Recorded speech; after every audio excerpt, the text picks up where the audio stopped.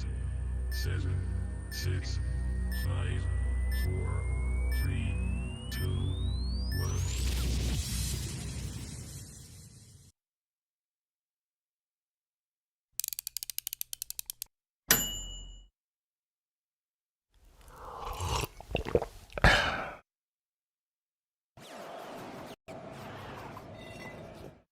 Coming soon.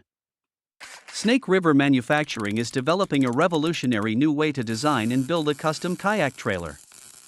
This modular design lets you customize your trailer one piece at a time, allowing you to grow as you go.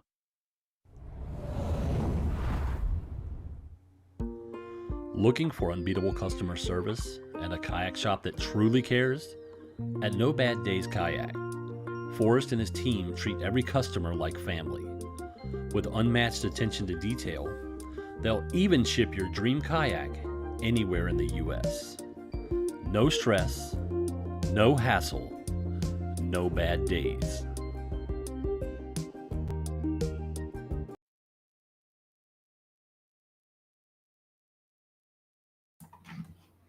Hello, everyone. This episode is also brought to you by Vibe Kayaks. Vibe Kayaks are premium fishing kayaks designed to help you do more and be more. Since 2013, Vibe has led the way with feature packed durable kayaks starting under $1,000. Whether you're chasing fish or freedom, Vibe delivers the adventure. Check out their lineup at vibekayaks.com and get out there and do what you do. All right. So again, sponsored by Snake River Manufacturing. Steve makes some of the best kayak trailers I've seen. So if you need a trailer, go check him out at snakerivermanufacturing.us. He has a beautiful, beautiful platform that is modular, so you can start with a base setup and grow as you go. If you're looking for a kayak, check out No Bad Days Kayak. Forrest and his team will really, really, really take care of you. Also, Vibe, I've had a Shearwater 125 and I was extremely impressed with it. So go check them out at vibekayaks.com. They've got something pretty much for everybody. So, all right. I'm very excited about this episode because I've been watching this gentleman on social media for a while, popping in and out of his lives, watching him make some beautiful art, custom rods. So I'm going to bring in Justin from Hatfield Rods. Hello, Justin. How are you? Hey, how's it going? Thanks for having me. Thanks for joining us. I was really concerned because when I originally booked this, I was like, it's April Fool's Day. I wonder if he's going to be like, yeah, I'll be there. And then poof, here I am, stuck holding the bag. It'll be the first time I've been ghosted on a call. That's, it's happened a few times. I hear popping outside. I don't know if it's fireworks or gunfire. So hopefully it's just fireworks. That's the rule of thumb. Fireworks or gunfire, right? Yep, just one or the other. If something happens, just talk amongst yourselves. So, all right, Justin. Like I said, I've been watching you online for a while, and you make some beautiful rods. If you wouldn't mind, do a little brief introduction of yourself to everyone so they know who you are. Yeah, so my name is Justin. I, own and operate Hatfield Custom Rods. I have my website, hatfieldrods.com. I've been building rods for about 5-6 years now. I got into rod building kind of on a whim. I was just trying to find what I couldn't find in stores, and then eventually kind of stumbled across a advertisement on either Facebook or TikTok. Saw a picture of a rod that had been built and kind of was like, all right, want to do that, and dove in, and that's just kind of how I started. So that's kind of pretty much how a lot of people start their hobbies. Well, when you started, was your end plan going to be to actually turn it into a business, or was this just basically just something you? It really wasn't. It was just kind of I wanted to kind of refine. I was looking for something to occupy my time. I had recently stopped playing rugby. So I'm kind of somebody that needs something to take my time, or else I kind of just go haywire. So I was looking for something, and I had gotten back into fishing. I've always fished, but I got back into it, and then rod building kind of created something else out of that because it was just something that I was needing something to take up my time and occupy me as a hobby. Right. That's kind of how I got into kayak fishing. It started as 1, then 3, then 5, and then the wife says, "You bring another one home, we're getting a divorce," and I've got 2 more on the way. Yep. So, when you first started, would you say that was it easy for you to pick up? Was it something you just sort of were drawn to? Um, honestly, I took an online course through Mudhole. Hmm. So it was like me and 4 other guys with an instructor all through Zoom. So I mean, like it wasn't something I had to like stumble through. I kind of had some one-on-one instruction through a Zoom call. So I mean, it's not a terribly difficult thing to pick up. It's more like the nuances and stuff as you get further into it. So it's one of those things that any rod builder you talk to, when they ask, how do I get into this? It's how deep down this rabbit hole do you want to go? Yeah, I can imagine. Steve Bird said he played rugby for 6 years in Germany. Oh, Yeah, awesome. I played close to 10 years out of the Columbia and St. Louis area. I played Madden on never mind.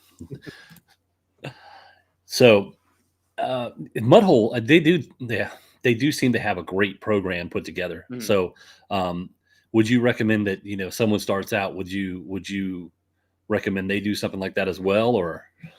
Yes, I would definitely recommend either doing an online course or I'm happy to instruct people along the ways. I get people, that's one of my number one questions I get all the time is, how do I do this? How do I do that? I get tons and tons of questions across my socials. So I'm happy to give out that info, kind of give out those secrets kind of thing. But it's very much it's a great starting platform than trying to go down the rabbit hole of YouTube and forums and actually seeing someone that can say like, oh yeah, that's on there. You want to do that how you want to start a process, or it just really helps get you on the right foot. And that way you don't start bad habits early. Exactly. When you just had a brain moment. There's more popping outside. Make sure it's not going to break a window. So, when do you offer any type of classes yourself? Do you teach anybody any one-on-ones or anything like that? I don't know. I've not seen a demand for it yet. I've thought about doing like some sort of online class somehow. I've just not really gotten down that rabbit hole yet. Maybe that's part of where my business kind of develops in time. But I'm also a big person. I'm also a big believer in not gatekeeping information. Right. There's a lot of guys that do that, and I very, very heavily don't believe in that. So maybe that's something I do in the future of like some sort of instructional guidance. But as for, keeping secrets, that's not what I believe in at all. Right. I started photography, and I went to a local group where they were all in there, and this guy had this full-on kit of gear, and he was showing his pictures, and I said, "How did you do that?" And he was like, "I'm not going to tell you." So I waited about 2 weeks, came back, had his same gear, same picture, and I was like, "Oh, I could never take that picture." And he's like, "Oh, sure you could." So I had to like flatter him into, giving me Right. some trade secrets. Do you feel like it's that way in the rod building community, or? Kind of, I guess, and I don't ever want to naysay like another builder, but it's almost Right. like guys And are afraid of creating their own competition in a sense. yeah, I know Or that's a blanket I don't statement know. too. You don't want Right. to peg everybody under the same blanket, but Right. Yeah. And I have had very positive interactions. I've had not as positive interactions with other rod builders, but of course, it's any community you deal with. So, I mean, you always want to make sure that you always want to make sure you're giving people like what they're looking for, but at the same time, like treating everybody with respect. That's my big thing is yeah, like, if you treat people with kindness, regardless. yeah. I'm always amazed watching you not only build the rods, but like fielding questions midway. I was an automotive tech for like 23 years, and I couldn't imagine rebuilding the engine, answering questions every 3 seconds. Like, what? That's a torque wrench. No, that's a head bolt. It would So just you would. It's funny you say that. I could do like guides on a rod probably in about 30 minutes to an hour. But if I'm doing Hmm. the answering questions, it take me like 3 hours. So I mean, like, yeah, it just adds more time to my work frame. But I mean, like, it's just part of it. And like, I enjoy that interaction with people, and Right. I've sold more rods that way than I have not. If you want, that's just kind of what people see, that it's like I'm genuine, and that I'm willing to answer those questions, and that's what I tend to see out of not just customers, but people I've developed relationships, through rod building. Right. And I've noticed, and you can speak to this or not, but I've noticed on TikTok and other live platforms that you basically build this following of people who they buy they buy you, not necessarily your rods. Like they'll go out of their way to Right. buy you versus, they don't really need that rod, but they'll buy it because they were part of the experience and they know you and stuff like that. Right. And I've definitely had guys that have followed me for a little bit, or they popped in, and then like, hey man, I'm really looking for something like this. And I, Hmm. start that conversation, or, as you probably may know, the challenge is on TikTok is you can't talk kind of like, other things. You can't talk pricing or whatnot, or you get dinged. Hmm. So that's where I kind of have to change my verbiage a little bit, and Yeah. effectively try to like, hey, send me a DM. Here's my starting point. I need more information from you. But it's also a challenge too, where people will say, I want a 7 foot medium heavy. Yeah. Okay, do you want a 7 foot medium heavy for a bass, or do you want it for a tuna? There's two very different rods and two very different price points. Right. So, what is your onboarding, as it were, for someone who's looking to buy a rod? So, myself, let's say I came to you Mhm. and said, I'm a bass fisherman, East Coast. I'm fishing from a kayak. Okay. What do you need from me? Do you have like a questionnaire you send out, or we just like talk it over, or? Kind of just talk it over. I've done questionnaires and stuff like that, but I've noticed just that one to one is kind of the best way to get about it and to get that Mhm. information. So a lot of times it's just the three main things. You already said bass fishing. You've said, you fish from a kayak. My three main things I need to know is line weight, lure weight, type of lure, and then like, length that you're looking for. From there, I can kind of go on the hunt for the correct components and stuff like that. But those are kind of like the three or four main things that I need to know. Like power and action. Like power is if people always say I want a medium heavy, but it's like, Mhm. what line weight do you want? Because as you know, guys are going to load 60-pound braid on it, but it's not going to work the way it's intended to. Right. And I know as an automotive technician, there's always the battle of what type of tools to have, Hmm. and everyone says you can go to, let's say, Harbor Freight and you can get a wrench. But when you've held a Snap on or a Matco or one of those high dollar ones, Hmm. would you equate that the same with the fishing rod scene? It's like you could tell. So as for tools, probably not. But when it comes to components and stuff, yes. You're Hmm. definitely going to see. You would definitely see a lot of those different things, where it would be the either carbon fiber, a blend, glass, and all of that is going to be very relative to the technique you're using, the lure you're using, all those different things you're going to really look for. Gotcha. So Justin says he's considering adding a drop shot and tube rod into his arsenal. What would you suggest for these types of applications? Yeah, so that's actually a really good one. I actually have a couple that I have recently done, as well as like I do also have pre-built rods as well that I can that are for sale on my website. Though for that, that's typically like a medium light, or sorry, not a medium light, light, or ultra light, depending on what weight of line you want to go with. You want something that's more finessey. So obviously a spinning rod, something to that effect. Personally, I am going to do that probably about a 6.6 to a 7.2, especially on my kayak, because I want to be able to cast it out, but I don't want it to be too long that when my tip is down, the tip is in the water. I want it to be a good enough length where when the tip is down, I'm not like putting 6 inches of the rod down into the water. Nice.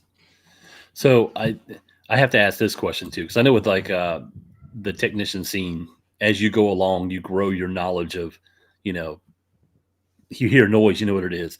You smell something, you know what it is. and he asked you a question and you were able to specifically spit out what you think he should have. How long did it take you to get to the level where someone could say, I need a drop shot or a tube rod, and you just felt comfortable to throw it out there? So much of that is actually just, I think personally, it's just common fishing knowledge. The Hmm. thing that I see a lot, and I've talked about this a lot of my lives, where you will see in a lot of influencers in fishing or pro staff or anything, you're going to see where, like, for like the question there, graphite composition or glass, some guy is going to be like, oh, for my crankbait rod, I really like this Abu Garcia, blah, blah, blah, blah, blah, blah, blah. Just rattle off the brand name and like the line weight and everything, but they don't tell you why. Like Hmm. that's the thing that I've done a lot of reading, and I've done a lot of things for that. And so like for the glass, you're going to get bigger, you're going to get more backbone, it's not going to be as sensitive, you're going to get more bend, a more parabolic bend in that. So as opposed to a composite, the composite's going to be a stiffer rod, as opposed to the glass, it's going to have more parabolic bend. And the reason why you're going to want more parabolic bend is when you go to set that hook, it's going to actually pull. You're already pulling the lower through the water for a crankbait. If Hmm. your tip is too fast, you're gonna pull it out of its mouth. So you want to have that extra forgiveness there, so you can actually pin the fish and have a little bit more backbone and play it a little bit better as you get it close to the side of your kayak. Very nice. So, what are some of the common misconceptions of that people may have about custom rods? Do you have any? Price point sometimes I think. A lot of times, price point and thinking that you have to have all the bells and whistles. Hmm. So custom rods can be black on black, gray, whatever, straight, cork or EVA handles. It can be as basic as you want it to be, but what you're getting out of that is an actual hand built rod that's not like factory spec. So for Hmm. me personally, what I do is I will test that rod. Like I will test it. I will make sure that the guides are in the right space for the weight. I will run line through that, and then put a bend in it. And then from there, I can test where each one of those guides is going to get proper weight distribution from the line as it's performing through the rod in that bend. So that's kind of been the main thing, is when the biggest difference in the price point between store bought and custom is going to be the attention to detail. It's not going to be the artistry. It's not going to be all the different things. That's all extra on top of it. You're really looking for that hand built and the knowledge that goes into it. Very nice. Yeah, that's a. I've seen a lot online that they just have incorporated so many things in it.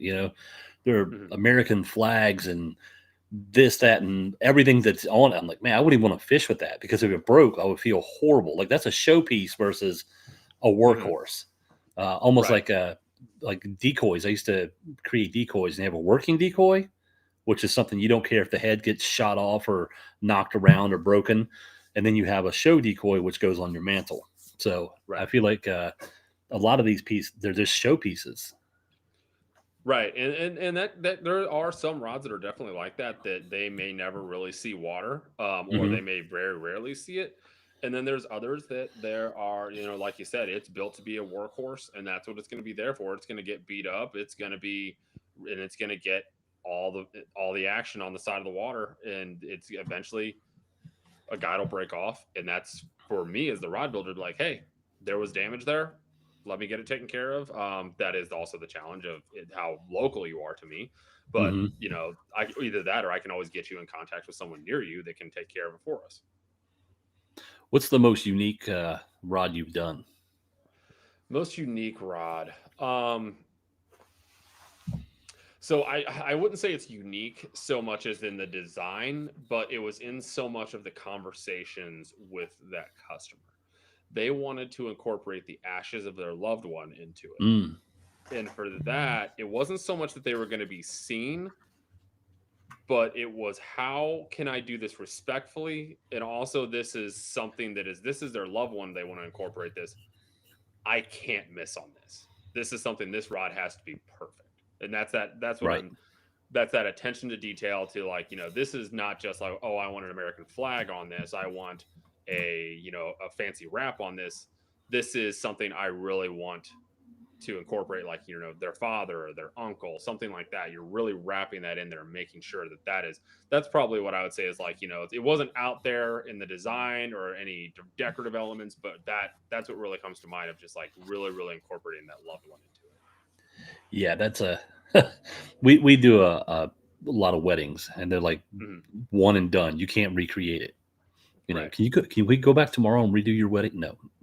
So Right. Steve wants to know where you're located.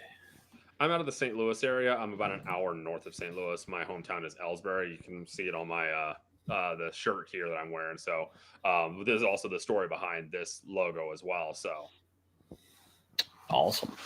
So what are the for kayak fishing, what are some of the big considerations for someone choosing a kayak rod? So that's a really, really good question. I get that a lot actually too in my lives. So for myself, and this is also kind of goes into the custom aspect of it, of where a lot of times I've seen in the big box stores, handles are much shorter when they're advertising for custom or for not for custom for kayak anglers. Personally, those wear out my forearm like crazy, especially if it's a crankbait rod or a spinnerbait rod or a deep crank rod, something like that. Like something shorter for jigs, perfect. I can get the action on that. For something that's where I'm going to just turn and burn and just crank that thing all day long.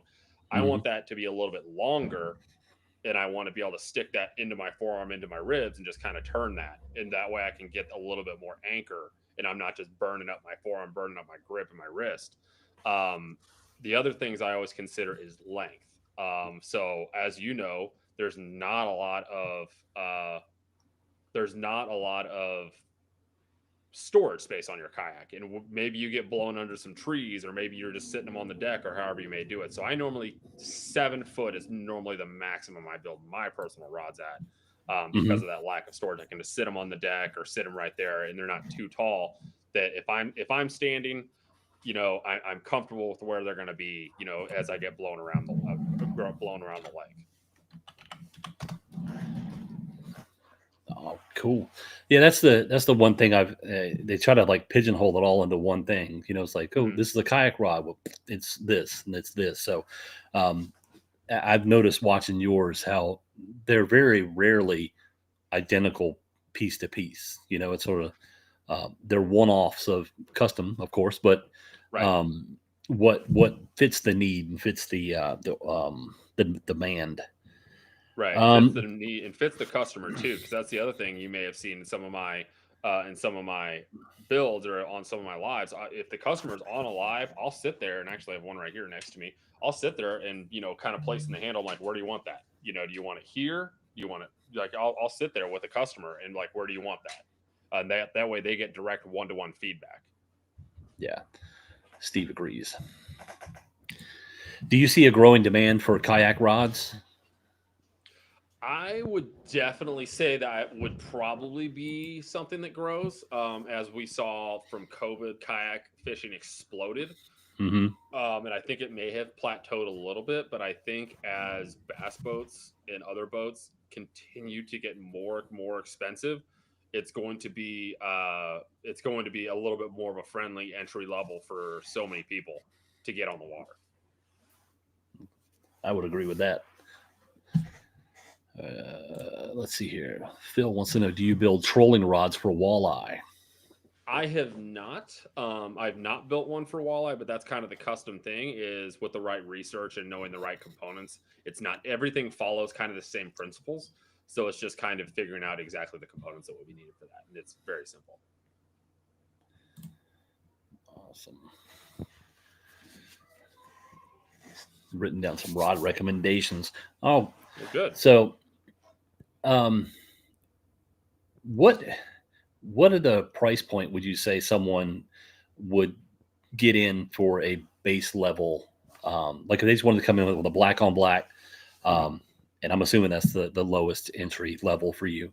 What would you Right. be an entry level into a custom rod on or for So, you? uh, so for typically like for my custom rods, like starting out, of course, everything is dependent on components. roughly. Like there are also, other things to consider, like species. But if we're talking strictly bass, 250 is roughly my starting point. But if you get into like, I want the highest end this or that, or I want to swap out for like an aluminum reel seat or something like that, as opposed to a graphite, that can affect it. But 250 is roughly that starting point. Yeah, that seems to be pretty. Not, you seem to be like a little low or on par with everyone else. Like that seems to be like the going rate for for those rods. I have seen some because I was like, oh, I've got the USA Kayak Fishing magazine. Let me go ahead and get an American flag, and they're like $650 or so. I was like, ooh, okay, maybe not. Maybe I'll get a regular rod and put a flag on the end of it. And so that could also be depending on, like, and I say that for myself. Other rod builders that have been doing it for 30 years, they have a much different demand or everything like that. They have a much higher skill set or whatever that their work that they may put into it. So like I kind of price myself as, I am a newer, like, I've only been a business for a year. I don't have 30 years of equity in building on that. Tell us about the Harvey rod on the website. I just saw that question. Okay. But yeah, that is definitely something that is a doable thing. Like, like a flag, Right. like it depends on like the level of work that you're looking for, kind of thing. Steve is a member of the Heroes on the Water Tidewater, and he bought a custom Howl rod. So he's not going to say his wife may be listening. Right.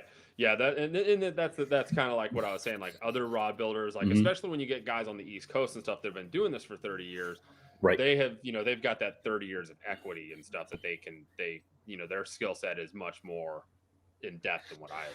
And I totally get that. Decorative stuff. Yeah, as a photographer, I know, like, it's like everybody can take a picture. Yeah, but we've been doing it for a long time, and we have tons of gear, and it makes sense. Like watching, I couldn't do the American flag, and watching them do the wrapping with the inlaid and the cross hatch, and that takes some skill, patience, and definitely a lot of time. Yeah. So yeah, for some of those wraps, it could be anywhere from 8 to 20 hours. Phil wants to know about the Harvey rod. Is there anything you need to? The Harvey rod. This is actually the new design of them. Actually, they're white on the website right now. These are need to be finished for labels. The Harvey rod is built on an MHX blank, so it's not labeled completely yet. But this one here is a moderate fast medium 6 to 12 pound test, 1/8 to 1 ounce. So this is probably a good BFS or drop shot rod if you chose to do it that way, because this is for casting.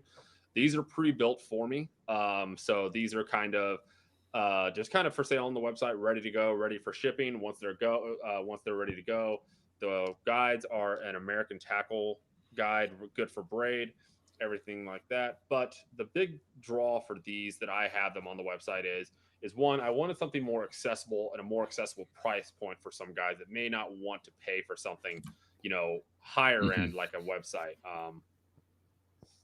It's a rod on sale. They're having a conversation about the Howl rod. Gotcha. It fell off a truck. Yeah, I do like the Harvey rod. That's a nice rod, and it's good to have something in your portfolio that is available at all times. Because I know how I had a friend growing up. His dad made, like I said, decoys, and it was orders upon orders, and it just got to be so overwhelming that people were waiting for product. So now they've got something they can get, and it's got a little personalized. And the ultimate reality too is why I wanted something pre-built was, to offer not only that, but like the ultimate reality is I can only build so many rods in a given week. So, in effect, like I'm capped by how many I can do, how much I can make, all the different aspects there. Yes. And that's where he was. He was like, all right, I'm overextended on orders. I need to raise my price. And then he was like, well, because if I fill all these orders, I'm going to have no time to even breathe or live or, So, but let's see if we got any questions here. Thinking about the Harvey rod for a crankbait rod. It's a beauty. I do have a couple crankbaits that are available for sure. Now the other ones that I would say too, just to kind of plug it, is the Harvey Legacy. These are built to be like I build these on order. So this Mhm. is a hand built option here, with kind of like the bronze and the blue, and then of course it does. And these are on a Japanese carbon fiber Bushido blank is what I build these on. Nice. And these do come with a hand turned cork handle as well. When do they So become available to the public? Phil wants to know. so those I need to finish up the labels. I've got a couple of those going to retail, so I need to finish up labels on those. But hopefully in the next couple of weeks, I should have those ready to go. Very good.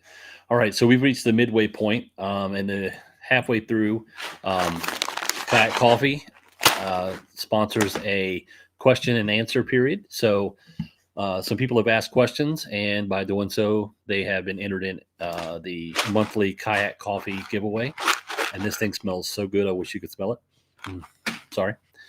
All right. So the first question is from Phil, who's on here. All right. So his first question is, what is the most common rod you're asked to make? Most common rod I'm asked is probably like a 7 foot medium heavy. And it may not be what I'm asked to make, because I get asked for a lot of gifts as well. So a lot of times the individual that may be like, hey, my dad or my grandpa wants a rod. So they may not know the details of what they want to get. So at that point, it's like, all right, let's just find a good middle of the road rod, or we'll get a 7 foot medium for a spinning rod or something like that. So that's just kind of one of those things where it's just, 7 foot medium or medium heavy is kind of what I tend to build the most for bass. Right. All right. Second question. Do you make technique specific rods? Which I think we've covered that, and it sounds like you do. Yep. What is your favorite rod that is always on your boat? So we talked about this briefly, and I actually went ahead and grabbed it. So this is always on my boat, and this is the first rod I've ever built. For 5 years of putting this thing through it on a kayak, and it's held up. So I mean the craftsmanship is, aesthetically it's not great, but it holds up. As for the first rod I ever built, I've never had to replace a guide. I've never had to fix any repairs or anything like that. It's got some dings and stuff, but it's held up for 5 years. So this is the one that's always on my boat or on my kayak. Very nice. All right, this one's from Phil of. Okay, so Phil wants to know what separates you. I'm sorry, this is Philip Huddock from 47 Lures. Another Philip. What separates your rods from the big box retailers? Oof. That's actually, I get that all the time, and that's actually that's a really really good question. So the attention to detail is one thing that I would say, and I don't say attention to detail as in like I'm recreating the wheel. It's more so that like the rods that I'm building, I'm testing the blank before it even starts the process. I'm testing the blank throughout the process. I'm testing Mhm. for quality throughout it. And then I'm weight testing that blank. I'm weight testing the guides. Everything in it goes through a very specific quality check. That what I'm effectively doing is I'm putting each guide where it should go on that individual blank, not at factory spec. That's a good answer. Okay, how do you envision the growth of your company in the next 5 years? That's an even harder one to answer. Doing this for as a business for a year, I would like to be in a place where maybe I have maybe 1 or 2 employees that kind of helps me with the shipping ends of things, or trying to kind of grabs the kind of the Harvey line that hey, we got a couple orders, get those out for me. Or runs a couple errands where I need them, but ultimately like I don't really have a good answer for that because I don't know what to expect, because custom rod building is a very difficult thing to do full Mhm. time. So as a company, I would just like to be in a place where it's kind of supporting my family in a sense. I don't Gotcha. really know, numbers or anything like that. Just steady. All right. And How do you draw ideas for the creation of new rods? So this is going to be a really, other than what the customers want. Hmm. Like obviously customers will say, I want this, I want this, I want this. So like I had a customer recently that said, they wanted, something more of a decorative aspect. So we weren't going to go anything high end on components. They wanted something more decorative. So just kind of picking their brains of what they wanted, like, oh, well, my dad really likes this. He likes to ride motorcycles. He likes to ride his Harley. And I was like, perfect. Let's get a certain, this real seat right here. Like this real seat is shaped kind of like a gas tank. Hmm. Let's paint that. Let's pinstripe that, and then we can kind of just using whatever the customer wants and Hmm. kind of going from there. That's kind of what my creative process necessarily is. Or on a personal end, it's all just trial and error. Like that worked, that didn't work. So Nice. And for the Harley rod, you could have filled it full of oil and put a pinhole and have it drip.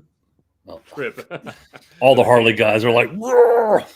I drove a Honda motorcycle and it looked like a Harley, and they all did not like me. Yeah, All I right. can I can see that. So this is from Steve Burge. So, uh, what do you prefer, spinning or casting?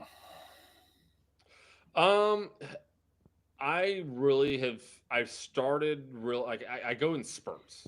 So like I'll go a lot of heavy casting for a while, and then I'll bird's nest, and then I'll get rid of my casting stuff for a few days, and I'll go strictly for spinning, and then something I'll go.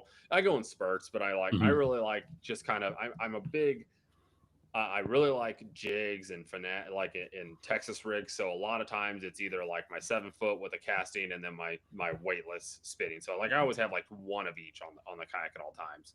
Yeah. I love casting, but I Hmm. have this draw to the spinning rod because growing up, I could only get spinning rods, and Hmm. I could skip it. I can pinpoint that lure where I want it. Then I get Hmm. my bait caster, and I'm okay. Right.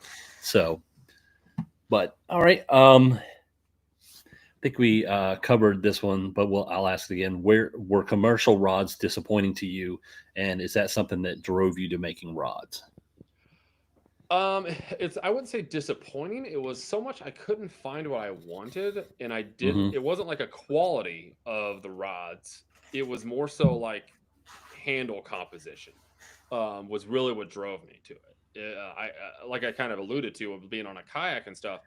I didn't like how short the handles were. I was like, Hmm. why is my wrist on fire? I'm just throwing a spinner bait, and then like kind of thinking through it, I'm like, oh, like if I make this handle 4 or 5 inches longer, and I can stick that into my ribs. Now I effectively like if I'm throwing it like on my kayak, if I'm throwing a half-ounce spinner bait, that's effectively a trolling motor for me now. Hmm. That's true. All right, I think we've covered all of the questions. So that was thank you all for submitting those, and we'll. So just before we went into the question and answer, you mentioned the type of material that you used in that blank. Is there a certain blank that you is a go-to, like a type, a manufacturer that you love? Well, so before I answer that, my wife has commented. My sons are watching this, so hi boys, Declan and Brody. Thank you for watching. So I just wanted to say hi to them before they go to Oh, I bed. totally missed it. No, you're fine. I think they were wanting me to say hi before they went to bed. But as for composition for my personal rods, it's all going to kind of fall down into what is the goal behind that rod. Like if it's a crankbait rod, I'm probably going to want it to be some sort of a glass or a glass Hmm. composite. If it's a Texas rig rod or a jig rod, I want to have it a much faster tip, so I can take up that line faster. So I want something that's that carbon fiber.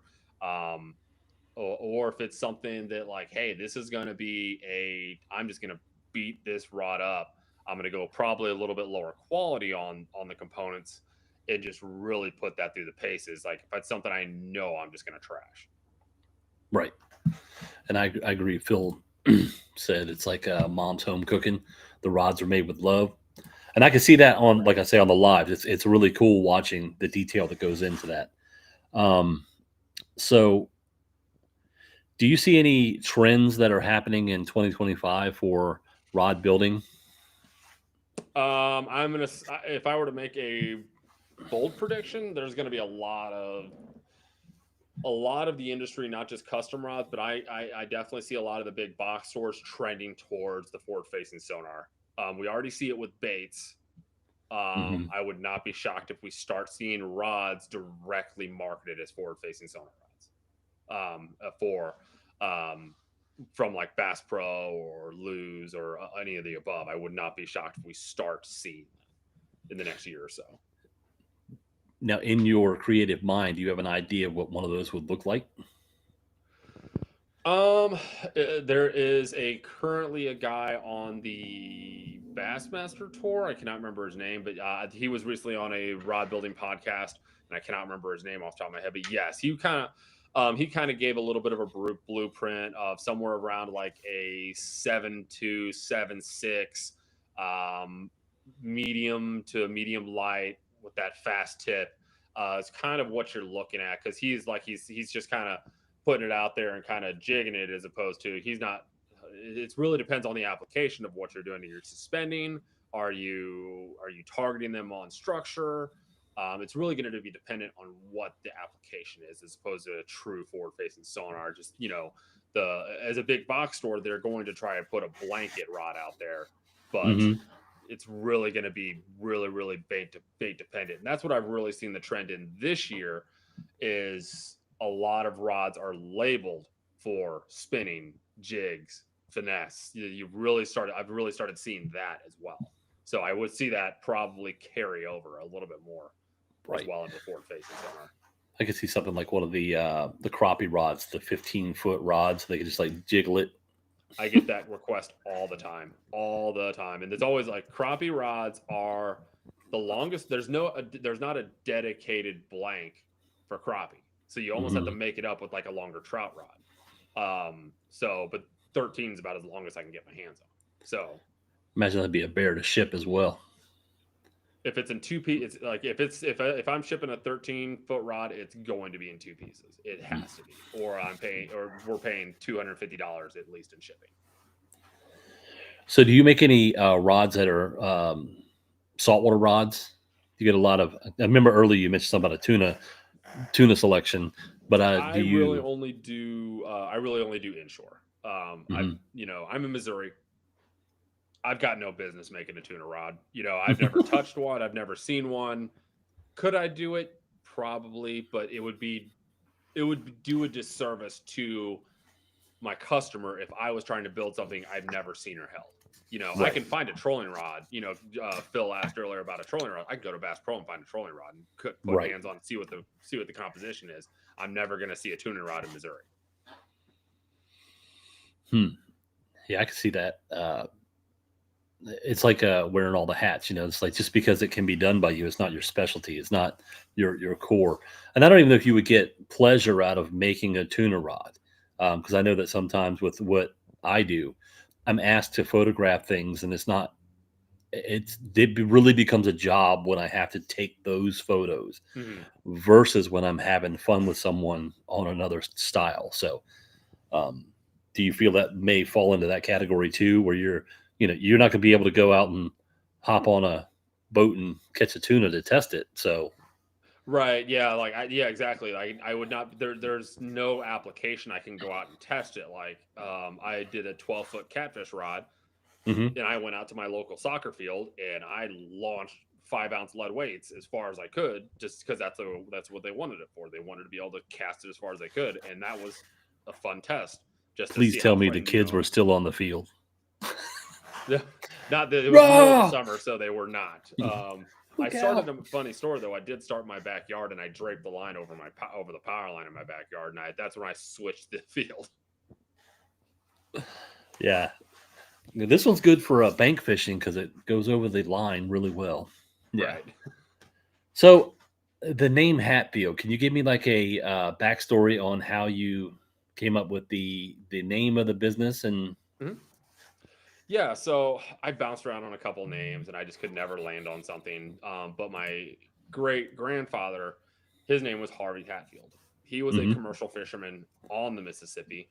Um, I could, when we were younger, I could never say Hatfield, so we always called him Papa Boat.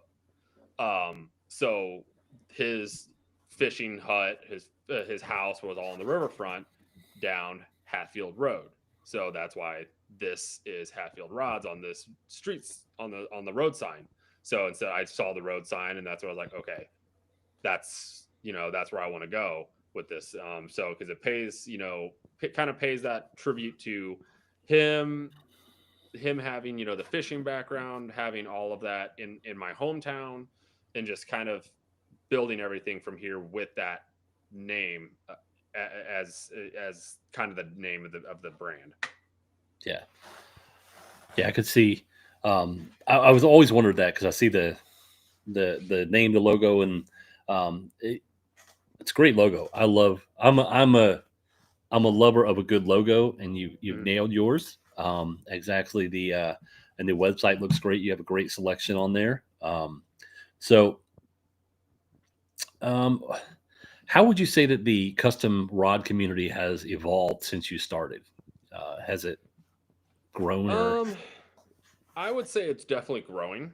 For myself, when I got in about 6 years ago when I started, um, it's definitely was more of a retirees kind of game, Mhm. where a lot of older guys, older individuals were building, or retirees, whether military or anything like that. And now I'm kind of part of this new wave of younger guys getting into it. Some of it has been welcome and some of it has not. That's kind of like I said, some guys like to gatekeep information, unfortunately. Mhm. And that's just kind of, you try to ask for advice on something, they're like, go learn it, I had to. It's like, well, how did you learn it?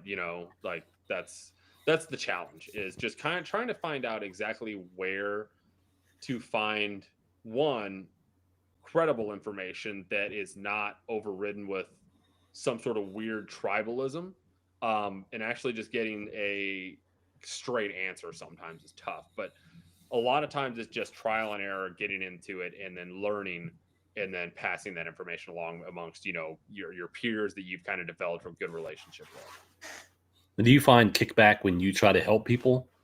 Because I've noticed in some scenarios in my business that when someone asks a question, there is a person who's like, "I'll never tell you." Well, when you speak up to Mm. tell them, they get mad at you for telling them. um I have not encountered that, Hmm. at least not that I've heard.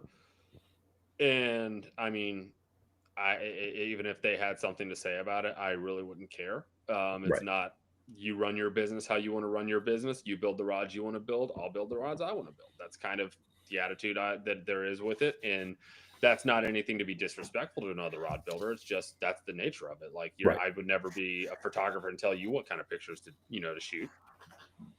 Perfect. So I'm going to ask you this: have you created a rod that has been like the most memorable to you? Like I know that we've done some that were like the Mhm. most unique or whatever, but um, I know that sometimes when I do photography, I've had those heart moments where you're like, oh my gosh. Like one lady came up and she told me, she said, "This is the last picture I remember having taken. This is going to be used at my funeral." And you realize, I hope I really did my Yeah. best job, you know? So have you had Yeah. any moments that were Um, memorable? uh, Other than the one rod, like I said Hmm. earlier, there was the one rod I built, like incorporating a loved one's ashes.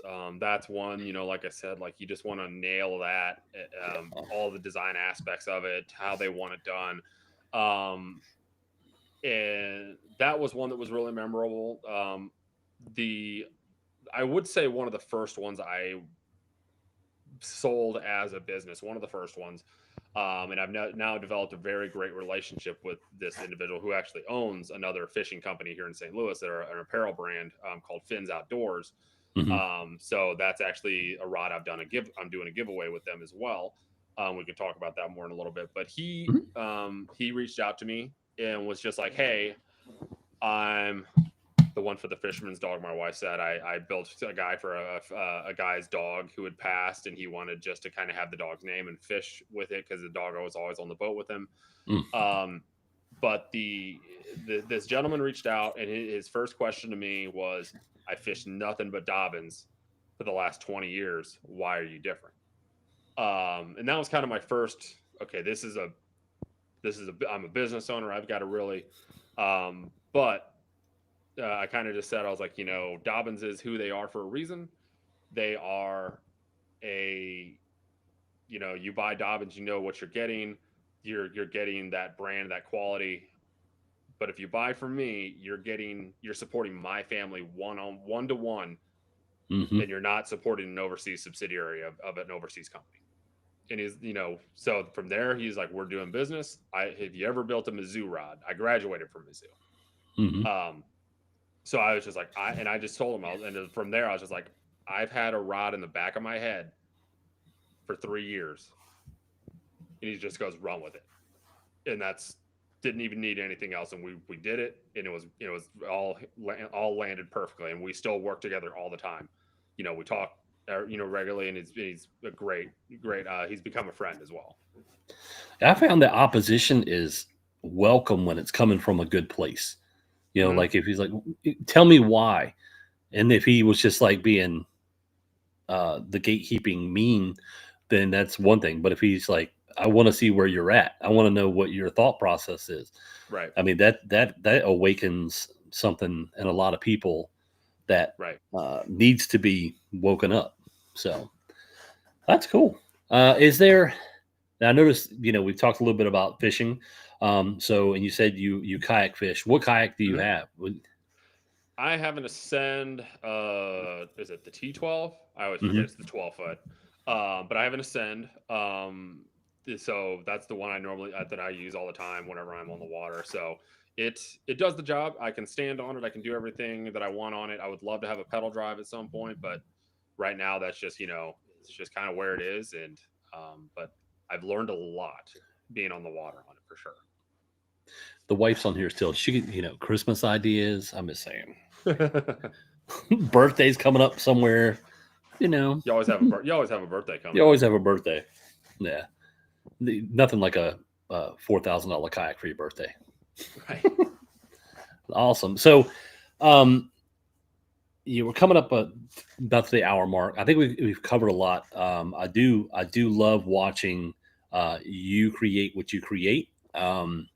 It's very unique watching anyone make a rod, but it's cool watching you go through and taking the time to answer questions from people. And even though sometimes it's the same question every 30 minutes, what is that?